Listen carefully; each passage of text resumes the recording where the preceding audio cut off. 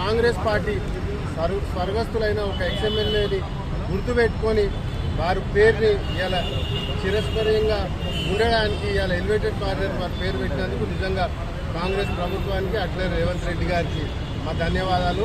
అట్లనే ఈరోజు కొందరు నాయకులు కొంచెం ఏదేదో మాట్లాడుతున్నారు. ఇవాళ బీజేపీ లేని ఎలివేటెడ్ కార్నర్ ఎక్కడిది, లేకపోతే రాజరెడ్డి గారి పేరు ఎందుకు, ఇంకెవరిదో పేరు పెట్టాలని. నేను చెప్తుంది ఒకటే, ఇవాళ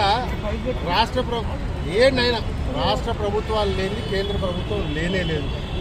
ఎందుకంటే ఇవాళ రాష్ట్ర ప్రభుత్వం నుంచి ₹1 మనం కేంద్ర ప్రభుత్వానికి అందిస్తే దాదాపు చారణ కూడా రిటర్న్ ఇస్తలేదు.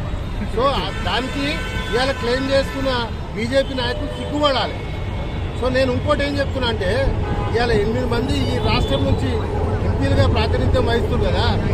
సో వీళ్ళు ఈ గడిచిన 3 సంవత్సరాల ఎంత పొడి చేసిరు, ఎంత పిక్ కట్టలు కట్టిరు అనేది కూడా వాళ్ళు చెప్పాలి.